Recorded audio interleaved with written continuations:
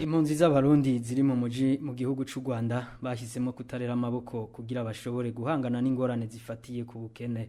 Aha ni nk'abarundi bahurikiye mu ishirahamwe ry'ubugenegene ryitwa Shaza Wongera Ukayangane baronkejwe inyigisho mu kigo Mezo Shalom kikongera kikabaha n'ingurane zo kwishurwa ariho havuye iciyumviro co gutanguza iryo shirahamwe. Urongoye iryo shirahamwe avuga ko ingorane zozo zitabuze mu gihe baronka abakiriya 2 canke 3 ku munsi kandi badafise n'amasoko bashoreramwo ivyo basanzwe bahingura. Ku munsi turashobora kuronka abakiriya 2, iyo ni moyenne 2 canke 3 ku munsi.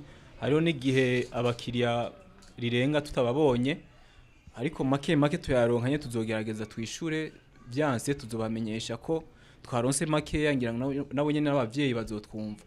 Abarundi turimwo ni 10, turabarundi 10 n'abanyarwanda 3, twese turavanze turakorana neza nta kibazo, kuko twatanguye turi 13 nyene twagize iyo formation hama turaja hamwe muri ishirahamwe ryacu hama turatangura ibikorwa. Iryo shirahamwe ntirigizwe n'abarundi gusa ariko harimo n'abanyarwanda bifuje kwifatanya n'abarundi muri ico gikorwa. Uyu munyarwanda twasanze muri ico kibanza aravuga icatumye bitabira kandi yizera ko bazotera intambwe ubu dusanzwe duhurikiye mu ishirahamwe rya Afrika y'ubuseruko. Turangije formation twahabwa na Mezo Shalom ko bari bavuze ko dukwiye kwiteza imbere, navuga reka mfatanye nabo mu rwego kugira ngo nanjye bashe kuba nakwiyubaka. Mu muryango mwa Africa Community kuba abarundi n'abanyarwanda bari hamwe ni ibintu byishema cyane nk'u Rwanda tuba tubona kuri twebwe.